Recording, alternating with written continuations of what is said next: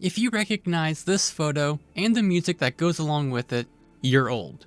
But you're also based, and CD Projekt Red also has a history of being absolutely based. Notice how they can write a flawed Hispanic lesbian without making it preachy? That's based. Notice how they can write a trans character without making you want to commit war crimes against her? That's based. So for this video, we are going to cover 6 times CD Projekt Red was extremely based in their games.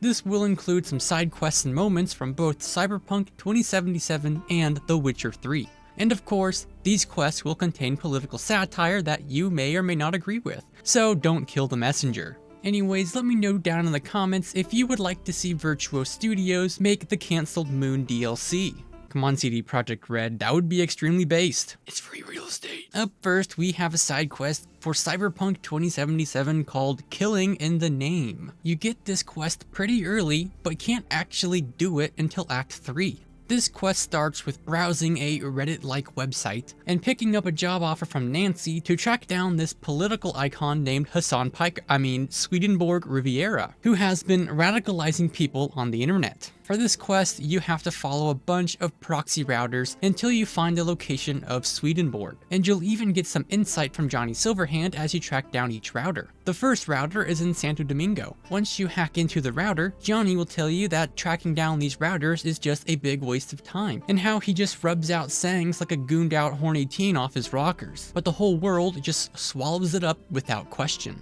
He rubs out sayings like a randy teenager and the whole world's guzzling it up. The 3 branches of government is a lobotomy on the people's autonomy. I mean, what the fuck? The second router is located out in the Badlands. Johnny has some interesting things to say about this one. He basically suggests the idea that this Swedenborg fellow is just a grifter, a troll, that he is sending you down a path to where at the end, when you connect all the dots, all you'll see is a massive dick on the map. And Johnny thinks it would be really funny because it would be the only thing Swedenborg has ever done that actually made any sense. You'll follow this breadcrumb trail, and when you connect the dots, all you'll see is a dick. I'm sure you'd love that, wouldn't you? Fucking A, I would. That cock would be the first thing Swedenborg did that actually made any sense. Except he'd probably give it some pretentious name, like patriarchal phallus upholding toxic masculinity. What do you think? The final router is located in Pacifica, but when you get here, you'll find out that Swedenborg is just a cheap fortune-telling machine that's been hacked to spew deep-sounding mumbo-jumbo over the net, so unintelligent idiots will eat up its nonsense as if he was some intellectual philosopher. So Johnny's hypothesis that Swedenborg, being so stupid that it must just be a massive troll the entire time, was actually correct. Oh, and Johnny is absolutely loving this, by the way. How beautiful is this? Half the net's getting tweaked on wisdom from a puppet in a glass case. Hairs are being split. Spit is flying over interpretations. Oh man, let me tell you, 50 years of soul prison was worth it for this moment right here. The quest is obviously mocking the idea of performative activism and pseudo-intellectualism. You know, pretentious people who just perform activism, especially over the internet. Whether it's because they are moralizing people and manipulating them into giving them money, or because they just want to be perceived as virtuous so they can stroke their massively inflated ego, but don't actually believe what they say or practice what they preach. Some examples of this are when Taylor Swift moralizes about air pollution, then uses her private jet to travel 5 miles. Or Hassan crying about how we need to tax the rich in response to him being taxed for being rich. Greta Thunberg. Johnny even takes a second to call these people brain-dead gonks. And Hassan really had the audacity to compare himself to Johnny Silverhand. You're literally your Nobu Arasaka. Get out of here. This quest is absolutely based. Next up is a side quest called A Day in the Life, which you can find here in Santo Domingo. This quest has you come across a nice street vendor who will offer you a drink, but he starts to notice that a couple of degenerates are trying to steal his motorcycle. You see, the vendor's sister got a new job at Zeta Tech, and in order to stick it to the system, they're going to steal a random dude's motorcycle. You're getting back at Corpse by stealing from a street vendor? Oh, that says a lot about you. Now back the fuck away from him. After confronting these losers, they will run away like the cowards they are, and the vendor will thank you for your help. The journal entry to this quest also reads, "In my time, being punk meant something different. People fought against the system whatever way they could, frying the biggest fish they could catch, tearing down palaces brick by brick. Now every random gonk-brain fool thinks they're a hero for flatlining an unarmed normie." Now this quest is obviously making fun of those types of people who will take advantage of any moment of perceived injustice to riot, destroy, loot, and or steal from innocent bystanders who have nothing to do with said injustice, under the guise of being a rebel fighting the system. The vendor even calls these people a bunch of parasites that need to get a job. All talk and no action. Maybe they should go get a job. Fucking parasites. I'm not going to name any specific real-life examples of this behavior, because people on the internet are soft and would not like the answers to that question. But you know exactly who I'm talking about. You know. The next quest from Cyberpunk 2077 is a side quest called the Ballad of Buck Ravers. For this quest, you stumble upon a street busker strumming away at his guitar. Johnny will spawn in and say that his technique is awful, but he's pouring his heart out, and that's what really matters when it comes to music. This is a great quest that a lot of people miss, which is a real shame because it shows the nuances of Johnny's character. This scene is really great because what Johnny is saying here is that you can sing about how much you hate the system all you want, but if you give up what you say you believe in, then no amount of money you make will ever buy back that credibility. You spend your lyrics laying waste to the big record corps, who's gonna sign you then?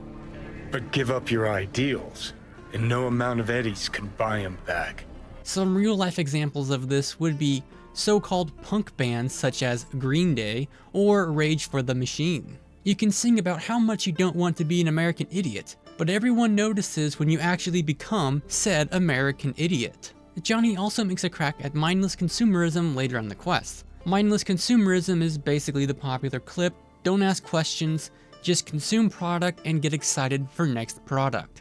Just consume product and then get excited for next product. The last entry from Cyberpunk 2077, but not the last entry in this video, is a quest called Happy Together. And holy based! This quest starts off with some police officers trying to contact your neighbor Barry. He's been having a hard time lately, so he quit his job and no one's seen him for a while. You end up talking to him in his apartment where he spills the news about the death of his only friend Andrew, then goes on to say how he can't talk to anyone else about his problems because they ridicule him for doing so. He thinks us blues need to be tough.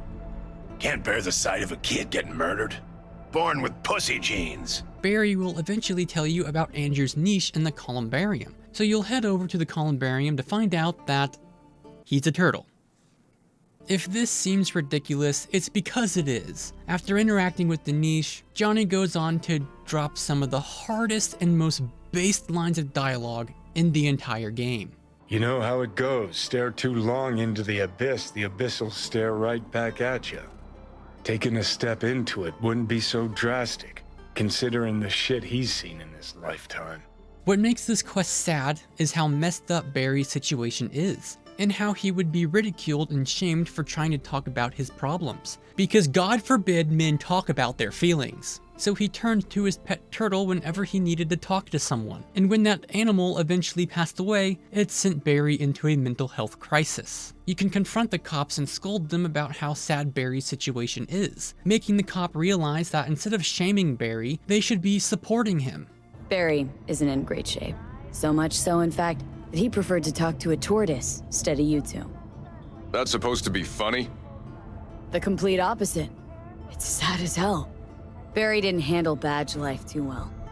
You made fun of him, so we stopped sharing things. What makes this quest so based is how realistic it is. The most dystopian thing in the world right now is how men are not allowed to talk about their problems, and the ones that do are punished for doing so. The quest perfectly portrays just how bad this problem is, showing how poorly Barry is treated for having a mental health crisis. So much that the only person he could talk to about his problems without being judged or ridiculed was a turtle.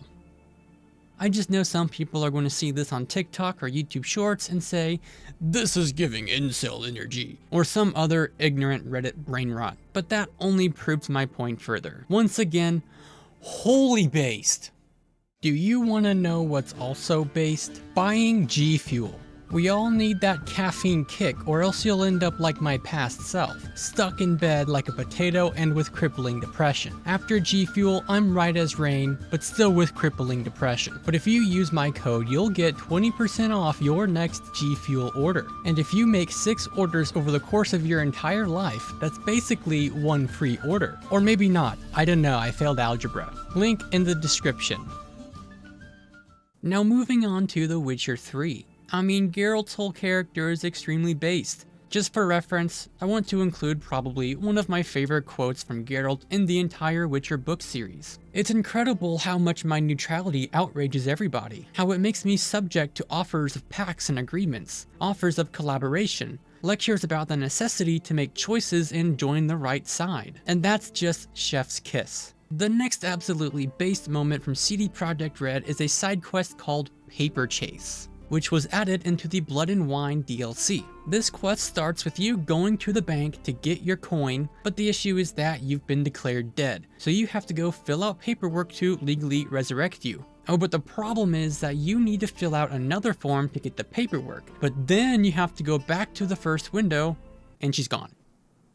So you go to the front desk to ask for assistance, and these absolutely rude cunts shoo you away, forcing you to wait until the break is over. You can then talk to the girl again, and she'll fetch the guy in charge, who also refuses to help you, at least until you show her your summons from the Duchess. He then takes you to his vault only to lock you inside and tell you that they don't have your coin anyway. So you have to wait a week just to get 500 coin. What an absolute headache. This quest is obviously making fun of bureaucracy. Just look at all these hoops that Geralt has to jump through just to withdraw a few coin. No one likes bureaucracy other than rich bureaucrats, and Redditors who've been told to support bureaucracy by the rich bureaucrats. This is honestly what it felt like trying to get my YouTube channel back after I was hacked. Another absolutely based side quest from CD Projekt Red, but nowhere near as based as the next quest. The Taxman Cometh is the most based side quest in the history of based side quests in video games. Once you amass a total of 35,000 crowns and make your way over into the Oxenfurt market, you'll be stopped by a filthy tax collector. He will ask you various questions about your income. Have you at any time engaged in the wholesale trade of rawhide in the White Orchard area?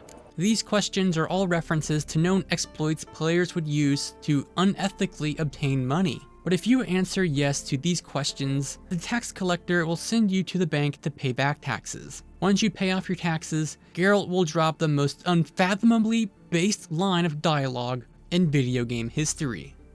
Sheesh, not all over bad. I think I detest taxes even more. Anyways, that was 6 times CD Projekt Red was absolutely based. If you like this kind of content and want to see more, then make sure you subscribe so you don't miss the next video.